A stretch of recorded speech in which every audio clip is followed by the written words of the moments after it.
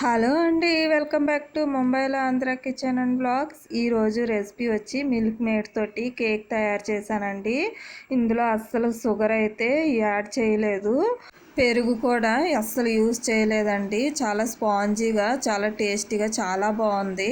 అది ఎలా తయారు చేయాలో చూద్దాం. మరి దానికోసం ఒక కప్పు టీ కప్పు తోటి ఒక కప్పు పాలు, హాఫ్ కప్పు ఆయిల్ వేసుకొని బాగా కలిపేసుకోవాలండి, ఇక్కడ నేను చూపిస్తున్న విధంగా. తర్వాత మిల్క్ మేడ్ ఒక కప్పు తీసుకోండి. నేనైతే ఇక్కడ మిల్క్ మేడ్ సగానికి సగం వేసుకున్నాను అనమాట. ఒక కప్పు ఉంటుంది కొలత అయితే. దాన్ని కూడా బాగా కలిపేసుకోవాలి విస్కర్ తోటి. ఇక్కడ చూపిస్తున్న విధంగా మొత్తం బాగా కరిగిపోయేంత వరకు బాగా కలుపుకోవాలి. ఇందులో అసలు షుగర్ అయితే యాడ్ చేయవసరం లేదండి, మిల్క్ మేడ్లోనే చాలా షుగర్ ఉంది. ఇప్పుడు ఇందులోని 2.5 కప్పు మైదా పిండి వేసుకోవాలండి. ఇక్కడ నేను చూపించాను కదా, చిన్న కప్పు అనమాట. 2.5 కప్పులు మైదా పిండి తీసుకోవాలి. తర్వాత ఇందులోని పావు టీ స్పూను బేకింగ్ పౌడరు, పావు టీ స్పూను బేకింగ్ సోడా వేసుకోవాలి. దీన్ని మెల్లుగా ఇలాగా బాగా కలుపుకోవాలండి. పిండి మొత్తం బాగా కలిసిపోయేలాగా మొత్తం బాగా కలిపేసుకోవాలి. నేను మిల్క్ మేడ్ తెచ్చాను, దాంతో ఒకసారి ట్రై చేద్దామని చేశానండి. చాలా బాగా వచ్చింది, టేస్ట్ అయితే చాలా బాగుంది, చాలా స్పాంజీగా కూడా ఉంది. ఇలా మొత్తం బాగా కలిపేసుకున్న తర్వాత ఇందులోకి కొద్దిగా యాల్చీ పౌడర్ వేసుకోవాలి, పావు టీ స్పూను. మీ దగ్గర వెనిలా ఎసెన్స్ కానీ ఉంటే అది వేసుకోండి, నా దగ్గర అది లేక అందుకని నేను యాల్చీ పౌడర్ వేసుకున్నాను. బాగా కలిపేసుకున్న తర్వాత ఒక చిన్న కప్పులోని ఒక స్పూను కాఫీ పౌడర్ తీసుకోవాలి.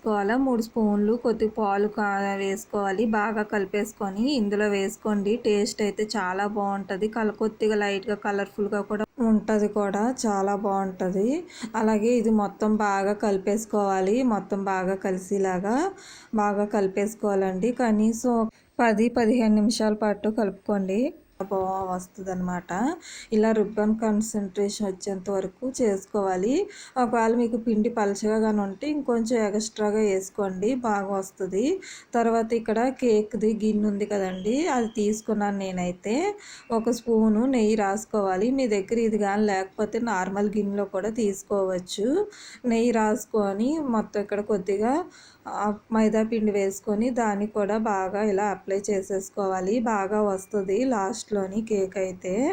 ఆ తర్వాత మనం తయారు చేసి పెట్టుకున్న దాన్ని మళ్ళీ ఒకసారి బాగా కలిపేసుకొని మొత్తం గిన్నెలో వేసేసుకోవాలి. మొత్తం అంతా బాగా ఊడ్చి గిన్నెలో అయితే వేసేసుకోవాలండి. తర్వాత ఇది 2-3 సార్లు ఇలాగా మీదకి కిందకి లైట్గా కుదపాలి, ఎక్కడైనా బబుల్స్ ఉంటే పోతాయి. తర్వాత స్టవ్ మీద పెనం పెట్టుకొని అందులో స్టాండ్ పెట్టుకొని ఒక 2 మినిట్స్ హై ఫ్లేమ్లో పెట్టుకొని తర్వాత సిమ్లీలో పెట్టేసుకోవాలి. మనం తయారు చేసుకున్నది అందులో పెట్టేసుకోవాలి, పెనంలో పెట్టుకొని మూత పెట్టుకొని 35 to 40 మినిట్స్ పాటు బేక్ చేసుకోవాలన్నమాట. ఉంచుకోవాలి మూత పెట్టుకొని. సిమ్ ఫ్లేమ్లోనే పెట్టుకోవాలి, లేదంటే మాడిపోతే అసలు బాగా రాదు. తర్వాత 40 మినిట్స్ తర్వాత మూత తీసి చూడండి, చాక్ తోటి ఇలా గుచ్చి చూడండి, అస్సలు అంటుకోలేదు నాకైతే. ఒకవేళ అంటుకుంది అంటే ఇంకా బాగా ఉడకలేదని అర్థం. ఇంకొక 5 మినిట్స్ ఉంచుకోవాలి. నాకైతే ఇక్కడ 40 మినిట్స్కి ఉడికిపోయింది, అందుకని నేను తీసేసాను. తర్వాత 10 మినిట్స్ చల్లారి పెట్టుకున్న తర్వాత ఇలా ఒక ప్లేట్ తీసుకొని అందులోని ఇలా తిరగేసి కొడితే వచ్చేస్తుంది, ఈజీగా వచ్చేస్తుంది. మనం నెయ్యి రాసి మైదా పిండి రాసాం కదా, ఈజీగా వచ్చేస్తుంది అనమాట. తర్వాత చూడండి ఎంత స్పాంజీగా, చాలా బాగా వచ్చింది. టేస్ట్ కూడా చాలా బాగుంది. ఇందులో అసలు చక్కెర అయితే అస్సలు యూజ్ చేయలేదండి, కానీ మిల్క్ మేడ్ వల్ల చాలా తీగా కూడా ఉంది, చాలా టేస్ట్ కూడా చాలా బాగుంది. మీరు చూడండి ఎంత స్పాంజీగా ఉందో. పిల్లలు స్కూల్ నుంచి ఇంటికి వచ్చాక తినడానికి ఏదో ఒకటి అడుగుతారు కదండి, ఇలా చేసి పెట్టండి, చాలా బాగుంటుంది, టేస్టీగా కూడా ఉంటుంది. మీకు కనుక నచ్చితే తప్పకుండా లైక్ చేయండి, షేర్ చేయండి, సబ్స్క్రైబ్ చేసుకోండి. పక్కనే ఉన్న బెల్ బటన్ క్లిక్ చేసి ఆల్ అని పెట్టుకోండి. Bye bye.